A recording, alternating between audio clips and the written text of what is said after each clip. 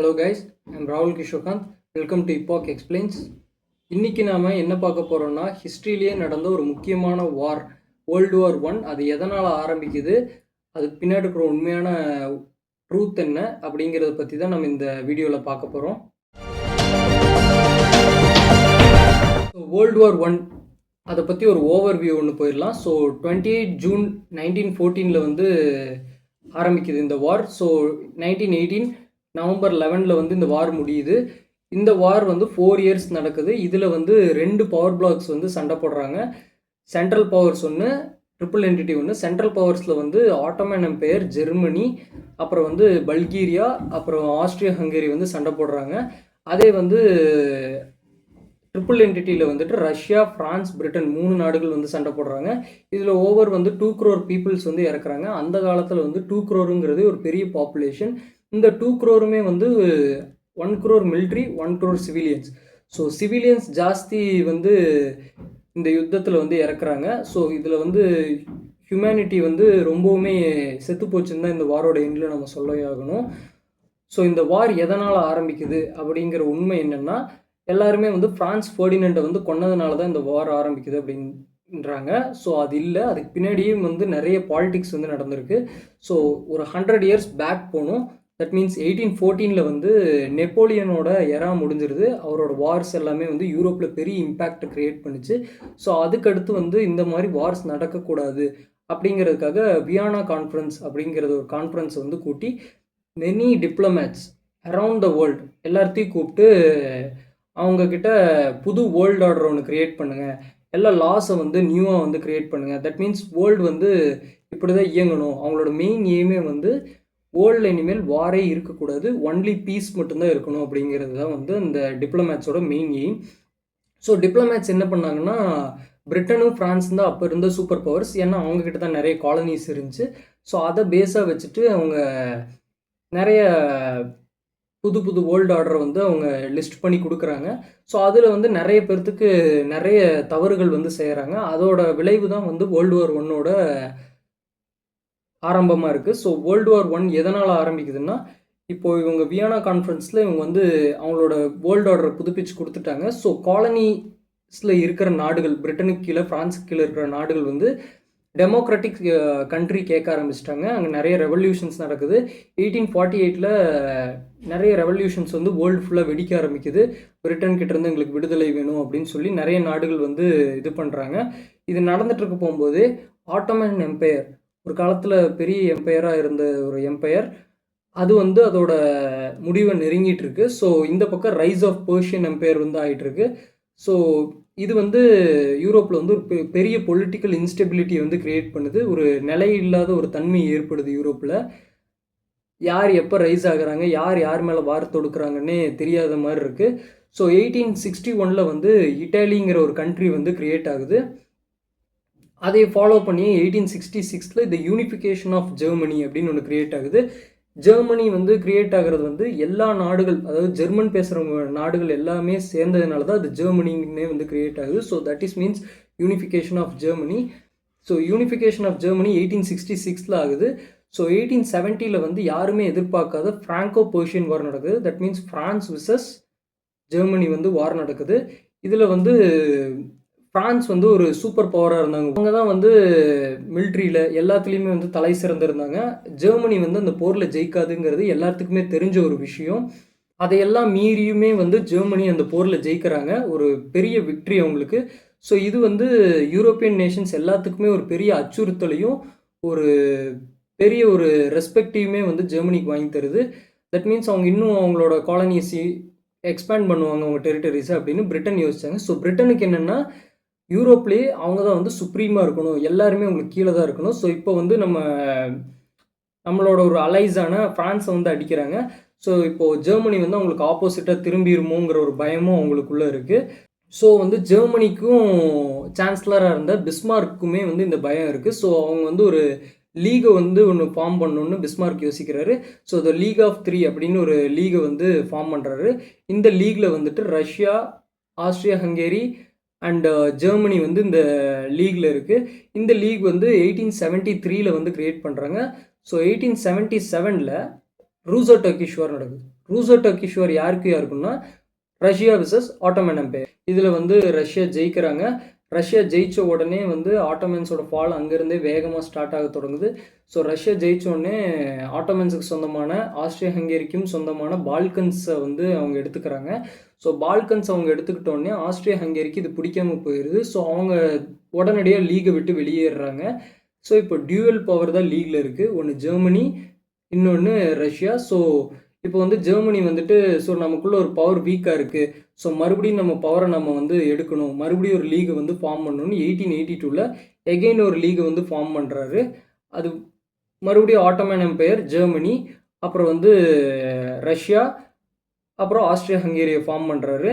But 1890 டோட்டலாக situation மாறுது. ஜெர்மனியில் chancellor power geyser Wilhelm II போகுது.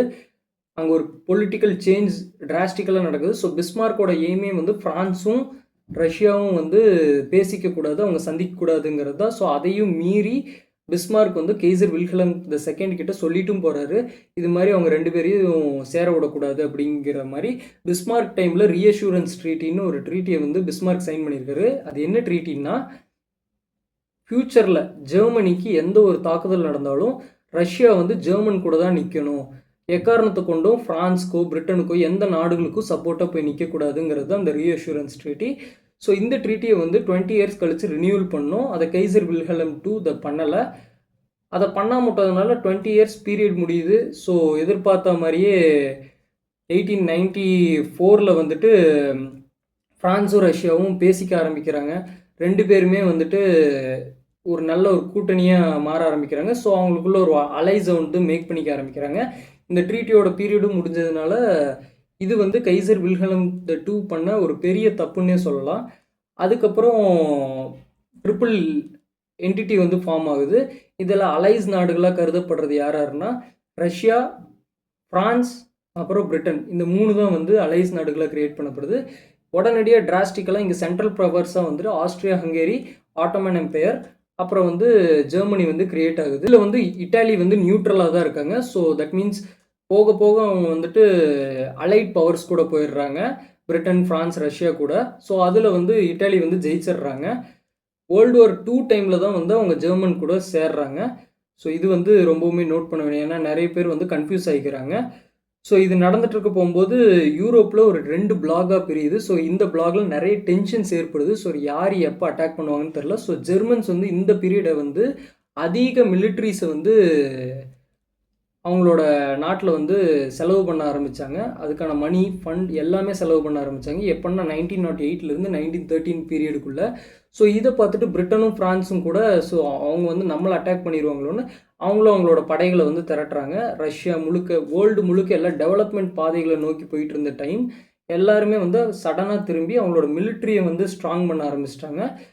ஸோ அந்த காலத்தில் வந்து ஒரு பெரிய போர், நேவல் ரேஸ் வந்து நடந்துச்சு. யாருக்கு இருக்குன்னா பிரிட்டனுக்கும் ஜெர்மனிக்கு யார்கிட்ட அதிக படைகள் இருக்குது அப்படிங்கிற ஒரு போரே வந்து நடந்துட்டு இருந்துச்சு. ஸோ இந்த டைமில் 1911 இட்டாலி வந்து ஆட்டோமன் எம்பையர் கூட போர் பண்ணி இட்டாலி அதுலேயும் ஜெயிச்சிடுறாங்க. இது ஆட்டோமன் எம்பையர்ஸ்க்கு செகண்ட் ஒரு டிஃபீட். ஸோ ஆட்டோமன்ஸ் அதில் ஜெயிச்சோடனே இட்டாலியன்ஸ் வந்து நிறைய பார்ட்ஸ் ஆட்டோமன்ஸ் பிடிச்சி வச்சுருந்ததை எடுத்துக்கிறாங்க. இதெல்லாம் நடந்துட்டு இருக்கும்போது ஃபஸ்ட்டு பால்கன் வார் ஸ்டார்ட் ஆகிடுது, பால்கன்ஸ் விசஸ் ஆட்டோமன் எம்பையர். இதில் வந்து மறுபடியும் ஆட்டோமன் எம்பையர் தோக்குறாங்க. இதோட ஆட்டோமன் எம்பையரோட இது ரொம்பவுமே வீக் ஆகிடுது. இதோட 3rd டிஃபீட் அவங்க ஃபேஸ் பண்ணுறாங்க. ஸோ இதில் ஆட்டோமன் எம்பையர் தோற்றதுக்கப்புறம் நிறைய பார்ட்ஸை வந்து பால்கன்ஸ் வந்து எடுத்துக்கிறாங்க. ஸோ செகண்ட் பால்கன் வார் அவங்களுக்குள்ளேயே நடக்குது. இது ஒரு civil war. So Balkan war, second Balkan war நடந்துட்டு இருக்கும்போது ஒரு சைடு ஸ்லாவிக் நேஷனலிசம் வந்துட்டு ஃபுல்லாக ஹையில் போயிட்டுருக்கு. 1908ங்கிற பீரியட் டைமில் பாஸ்னியாவையும் ஹெர்ஸ்கோனியாவிலையும் ஸ்லாவிக் நேஷனலிசம் வந்து பீக் போய் அவங்களுக்கும் தனி நாடு வேணும் அப்படின்னு கேட்க ஆரம்பித்தாங்க. ஸோ ஸ்லாவிக் நேஷனலிசம் வந்து கேட்குறதுனால ஆஸ்ட்ரியா ஹங்கேரி கூட ஸ்லாவிக் நேஷனலிசமான பாஸ்னியாவையும் ஹெர்ஸ்கோனியாவையும் இணைச்சிட்றாங்க. ஸோ இது வந்து ஸ்லாவிக் மக்களுக்கு பிடிக்கல. ஏன்னா ஸ்லாவிக் மக்கள் செர்பியா கூட தான் இணையணும்னு இருந்தாங்க. ஏன்னா செர்பியாவில் தான் வந்து ஸ்லாவிக் பேசுகிற மக்களும் இருந்தாங்க, ஸ்லாவிக் ஆரிஜினில் இருந்த மக்களும் இருந்தாங்க. ஸோ அவங்க வந்து செர்பியாவில் தான் போய் அடையணுன்னாங்க. ஸோ இப்போ வந்து நிறைய ரெவல்யூஷன்ஸ் வந்து பாஸ்னியா ஹெர்ஸ்கோனியாவில் நடக்குது. அங்கே வந்து ஒரு வன்முறையை தூண்டுற மாதிரி யங் பாஸ்னியா அப்படிங்கிற ஒரு குரூப்பை சேர்ந்த இளைஞர்கள் வந்து ரெவல்யூஷன்ஸ் பண்ணிட்டு இருந்தாங்க. தட் மீன்ஸ் அவங்களோட இது வந்து செர்பியா கூட இணைக்கப்படணும் அப்படிங்கிறதுக்காக. ஸோ இந்த டைமில் பாஸ்னியாவோட கவர்னர் ஃப்ரான்ஸ் ஃபெர்டினண்ட், அதாவது ஆஸ்ட்ரியாவோட அடுத்த வாரிசுன்னு சொல்லலாம். பிரின்ஸுன்னு சொல்ல முடியாது, கிங்குன்னு சொல்ல முடியாது. இன்னும் அடுத்த வாரிசு, கிங்கோட அடுத்த வாரிசாக போகிறாரு. அவர் வந்து பாஸ்னியாவுக்கு இன்வைட் பண்ணுறாரு கவர்னர். எதுக்காகன்னா அங்கே நடக்கிற போர் பயிற்சிகள், அவங்களோட மிலிட்ரி டெவலப்மெண்ட் எப்படி இருக்குது, அவங்களோட டாக்டிக்ஸ், இதை பற்றி எக்ஸ்பிளைன் பண்ணுறதுக்காக அவங்கள அங்கே கூப்பிட்டாங்க. ஸோ ஃப்ரான்ஸ் ஃபெர்டினண்டும் இந்த ஒப்புதலை ஏற்றுக்கிட்டு பாஸ்னியா போகிறாரு. பாஸ்னியாவில் சராஜிவோ அப்படிங்கிற ஒரு இடத்துல தான் இது எல்லாமே நடக்குது. ஸோ சராஜிவோக்கு ஃப்ரான்ஸ் ஃபெர்டினண்ட் போனதுக்கப்புறம் யங் பாஸ்னியாவோட அமைப்பை சேர்ந்தவங்க பிளான் போடுறாங்க. ஸோ ஃப்ரான்ஸ் ஃபெர்டினண்ட்டை நம்ம இப்போ கொண்டுட்டோம்னா இதே காரணம் காட்டி ஆஸ்ட்ரியா ஹங்கேரி வந்துட்டு பாஸ்னியாவும் ஹெர்ட்ஸ்கோனியாவும் பிரித்து விட்டுருச்சுன்னா நம்ம செர்பியா கூட போய் சேர்ந்துக்கலாம் அப்படிங்கிறது தான் அவங்களோட பிளான். ஸோ அவங்க வந்து ஃபஸ்ட்டு அட்டாக்கை தொடுக்கிறாங்க. கரெக்டாக அந்த ரேலியில் வந்து ஃப்ரான்ஸ் ஃபெர்டினண்ட் வந்துட்டு இருக்கும்போது பாம் வீசப்படுது.